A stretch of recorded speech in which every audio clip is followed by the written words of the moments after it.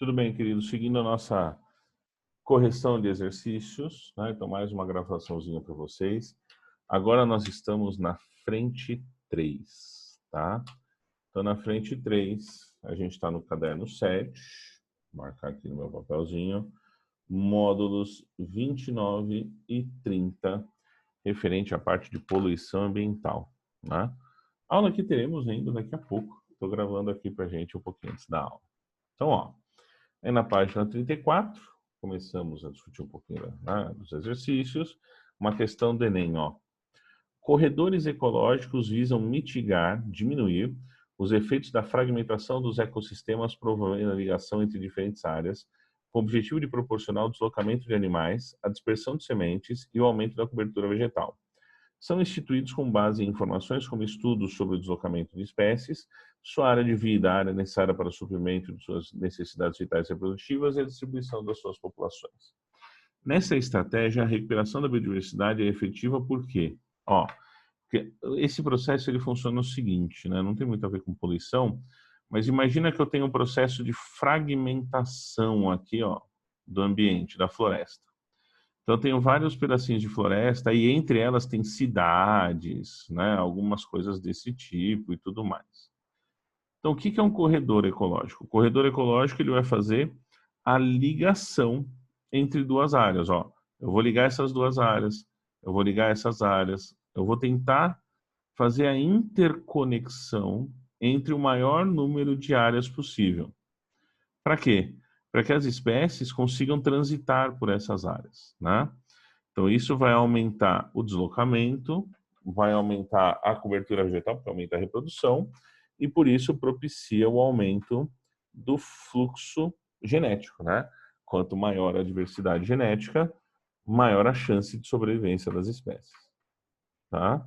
Então, é muito importante manter esses corredores ecológicos. Eu tenho um exemplo prático, né? Pertinho de casa. Então aqui a gente tem, ó, aqui é uma praia, aqui é o mar, aí aqui tem uma rua. Vou fazer a rua de outra cor, de amarelinho. Aí aqui tem uma rua, uma avenida grande, gigante. Ah, aqui tem outra avenida grande, gigante, e aqui tem outra, e aqui tem as ruazinhas que interconectam e tudo mais. Então eu tenho uma residência que fica aqui, ó, nesse lugarzinho, nessa rua. E na frente, uma área de preservação que é um corredor ambiental que vai aqui da praia até a Serra do Mar. Então, uma área de proteção ambiental para fazer com que as espécies tenham o fluxo, tenham o trânsito da floresta para o mar, né? Aqui na área de Restinga, né? Então, isso ajuda a manutenção da biodiversidade, aumentando as trocas genéticas, o fluxo gênico entre os indivíduos. Alternativa A, tá? Aqui, ó, FUVEST do ano passado, essa questão foi muito boa. Né? Boa parte da floresta amazônica brasileira cresce sobre solos pobres. Sua exuberância, portanto, deve-se ao fato de que uma grande proporção dos nutrientes advindos da própria floresta retorna à vegetação. Então, caem as folhinhas da árvore e ela é reabsorvida na decomposição, né? Após a decomposição. Quando se derruba a floresta de uma área de dezenas de quilômetros quadrados e em seguida ateia-se fogo no local como preparo para plantio, esse ciclo é interrompido. Então, você mata os decompositores do solo, né? E que causa uma série de efeitos. Identifique corretamente a relação dos efeitos em 1, 2 e 3 com a derrubada e queima da floresta. Então, ó, então, o que eu posso falar é que aumento a curto prazo da fertilidade do solo pela deposição das cinzas. Então, cinzas, né? Tem lá uma parte, não é totalmente queimado, assim, pulverizado, né? Então você fala, tem um pouco de matéria orgânica da derrubada dessas plantas, tem lá aumento dos nutrientes do solo. Então, a curto prazo tem um aumento da fertilidade, né? Tanto que a produção indígena, se eu não me engano, na floresta depende de pequenas queimadas locais, né? Quando eu reduzi a vegetação, eu perdi a biodiversidade. As cadeias alimentares saíram de lá, né? E com a ausência daquela camada vegetal, A evaporação da água da chuva que atinge ao solo aumenta. O solo perde a sua capacidade de retenção de água, por isso que eles consideraram a alternativa C, tá? E aí você ia jogando com esses itens de aumento e diminuição em cada um deles, né? Para chegar na alternativa C. Mas é uma questão bem complicada. Essa aqui, se eu não me engano, a prova de 2020, a prova do ano passado, foi uma das mais difíceis, aí que gerou maior discussão, tá? Mais bacana. Um estudante de biologia visitou um parque nacional e fez a seguinte referência à vegetação: constituída por árvores esparsas de troncos retorcidos, casca grossa e folhas recobertas de pelo e superfície brilhante, né?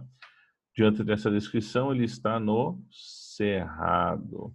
Árvores esparsas, longe uma da outra. Se tivesse tudo juntinho, podia ser floresta, né? Folhas brilhantes com bastante cutina para impermeabilizar, né? Caule retorcido e com casca grossa para aguentar o calor, né? Então, ele está falando do cerrado, tá? Mais uma questão do Enem, o Enem adora, né, essa parte de ecologia. Um alimento orgânico deve apresentar em sua embalagem o selo de uma instituição certificadora, garantindo ao consumidor que, além de ser um alimento isento de agrotóxicos, também é produzido com técnicas planejadas e controladas. A técnica de produção desses alimentos causa menor impacto dos recursos naturais, contribuindo para melhorar a qualidade de vida das pessoas. Nesse sistema de produção de alimentos vegetais, o controle de insetos é manejado por... Então, eu não posso usar um inseticida, né? Então, geralmente, o que se faz é a utilização de predadores naturais, na técnica conhecida como controle biológico. Eu emprego uma espécie comedora daquela que causa praga, tá? Então, é assim a forma em que não se usa os grandes agrotóxicos que existem. Na 5. Em determinada represa, devido à presença de inúmeros assentamentos clandestinos em seu entorno, são despejados esgotados domésticos, estamos falando da poluição da água doce, esgoto doméstico. Esse processo vem ocorrendo há vários anos, acarretando em um elevado nível de nutrientes disponíveis da água. A gente vai ver que o aumento, né, do esgoto faz com que ocorra a proliferação de alguns seres vivos, né? Então, tem-se como consequência desse processo a mudança do reservatório para o estado. O nome desse processo é eutrofização. Então, aqui, ó, ambiente fica eutrófico, né? A eutrofização, porque é um processo que se autoalimenta. Ele mesmo, trofos, comida, tá? Com o crescimento excessivo das macrófitas aquáticas submersas, né? Com redução dessas macrófitas. Então, o que vai acontecer? As algas na superfície, que são menorzinhas, até microscópicas, a maioria delas, tem essa matéria orgânica, começa a se proliferar e vão cobrir, né, o lago, evitando a passagem de luz, causando o quê? A redução das espécies de plantas submersas, tá? Com isso, a quantidade de oxigênio na água diminui, né, ocorrendo a morte de plantas e dos peixes que estão lá. Por isso, a alternativa C. Essa é uma questão de eutrofização. A gente vê bastante aí no Rio Tietê e em alguns outros, tá? Na 6. São consideradas como situações que podem causar degradação das áreas de mananciais de abastecimento público, né? Então, falta de infraestrutura de saneamento causa degradação no manancial? Sim. Remoção da cobertura vegetal? Sim. Erosão e assoreamento dos rios? Sim. Então, qualquer coisa que esteja degradando a água que a gente bebe. Atividades industriais também, né? Então, a alternativa A já contempla o que a gente quer. Quando ele fala assim, ó, inserção da cobertura vegetal, eu estou ajudando a ele se manter, então não é degradação. Fala remoção... Atividades industriais que se desenvolvem em concordância com a legislação. Então, eu não estou causando a degradação, eu estou evitando. Não é? Não entender. Tratamento do esgoto, não. Se eu não tratar o esgoto, eu estou degradando. Se eu tratar, eu não estou degradando. Né? Tratamento convencional da água, também não. É um tratamento convencional e tem que funcionar. Né? Então, alternativa A, que contempla aí a nossa necessidade.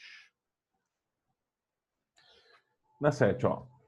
VUNESP, ano passado. Mortandade de peixes.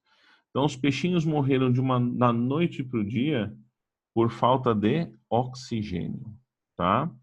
Então, eles morrem da noite para o dia não por falta de comida, nem porque algum evento tóxico. Ele morre por falta de oxigênio. O que você está vendo são os peixes mortos, mas não morrem só peixes.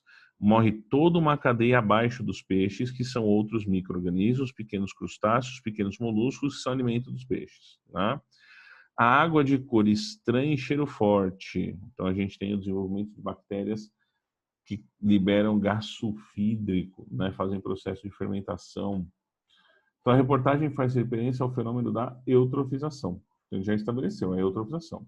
Nesse fenômeno, um dos eventos que precedem e um dos eventos que sucedem a mortandade dos peixes são. Então, o que precede é o aumento de seres aeróbicos. Por quê? O aumento de seres aeróbicos diminui o oxigênio. Né? E depois que os peixes morreram e não tem mais oxigênio, acontece o aumento da decomposição anaeróbica com liberação de gás sulfídrico. Alternativa B. Tá? Estão lá nas etapas da eutrofização. Mudando um pouquinho agora para a página 44. Falando mais aqui de poluição de água, né? No Rio Guandu, que abastece de água potável a região metropolitana do Rio de Janeiro, há monitoração constante de alguns parâmetros químicos e físicos da água que chega à estação de tratamento. São medidos constantemente oxigênio dissolvido, pH e temperatura e a condutibilidade da água e o carbono total. Essas modificações são explicadas por, então, ó, diminuição do oxigênio porque aumentou a decomposição, tá?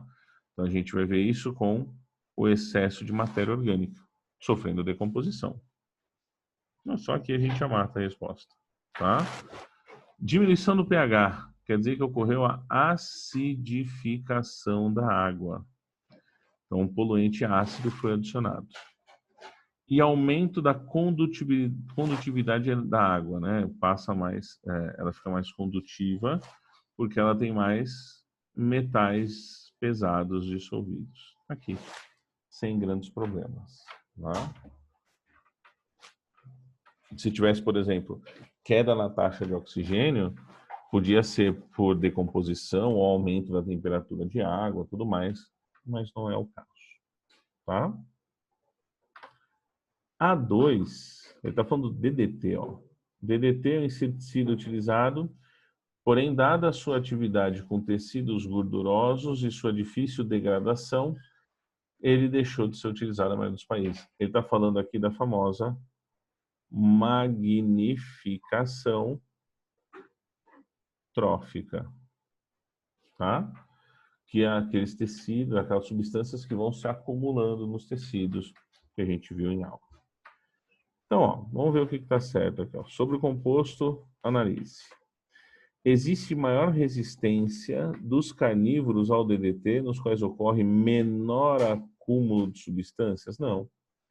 Então, se ela se acumula, eu tenho assim, ó, produtor, consumidor 1, consumidor 2, consumidor 3. Então, ela se acumula ao longo da cadeia alimentar. Então, os predadores passam a ter mais. Eles têm maior resistência? Não, eles morrem. Esse é o problema. Né? Há um evidente acúmulo de DDT ao longo da cadeia? Com certeza, o item 2 está correto. Tá? O DDT é mortal somente para os produtores, apesar desses apresentarem menor concentração? Não, ele é mortal para todos. A eliminação do DDT pelos herbívoros, não há eliminação do DDT. Ele falou que difícil degradação. Né? Então, apenas a 2 está correta. Alternativa B. Na 3, ó, mais uma do Enem, hein? Ele está falando de substâncias que são liberadas no ambiente, né, causando efeitos na água, aqui, ó, o descarte de medicamentos, enfim, né? Então, qual ação, nem precisava do texto, qual ação minimiza a permanência desses contaminantes nos recursos hídricos? Então, ó, se eu quero diminuir esses caras, eu tenho que tirar eles, né? Ou evitar descartar, ou tirar. Então, a utilização de esterco como fertilizante de agricultura não tem nada a ver, estou falando de remédio. Ampliação da coleta não, estou pensando em tratamento. Para minimizar a permanência, eu vou descartar os medicamentos fora de prazo, não é? Em lixões, não. Já aconteceu o problema, eu vou consertar, né? Desenvolvimento de novos processos e estações de tratamento, aqui, ó, para reduzir esses caras. Reuso do lodo contaminado, não. Então, alternativa D. Também sem grandes problemas, né? Então, vamos com calma aí quando for esse tipo de questão. Na 4. Águas cristalinas do Caribe foram manchadas por uma invasão de algas, o sargaço, alga marrom, tá? Então, como é denominado o fenômeno decorrente do lançamento de fertilizante que contribui para a formação excessiva dessas algas? Então, ele está falando da eutrofização. Se alguma coisa que alimentou o desenvolvimento dos seres que estão lá, a gente dá o nome de eutrofização. Considere que em uma ilha de sargaço se alimenta uma espécie de peixe e uma espécie de ave. Esquematize a pirâmide ecológica de biomassa que represente essa cadeia, indicando os organismos. Então, tem a alga, né? Tem o peixe e tem a ave, como a gente tem aqui em cima, né? Qual tipo de produtividade primária correspondente aos 20 milhões de toneladas de biomassa? Ó, a produtividade da biomassa é a produtividade primária líquida. Por que o valor líquido? Porque é o que sobrou. O que sobra é incorporado à biomassa do indivíduo. A gente viu isso lá no comecinho de ecologia, né? Então, para ficar mais prático aqui. Então, o que é a produtividade líquida? É tudo que ele produziu bruto na fotossíntese, menos o que gastou na respiração. O que sobrou vai para a biomassa. Tá? Aqui, biomassa. E aqui o PPB é a fotossíntese. Ok? E essa questão para mim que é uma das mais bonitinhas. Né? Eu adoro essa questão. Um rio percorre uma área natural desde sua nascente e ingressa em uma área urbana onde recebe esgoto não tratado.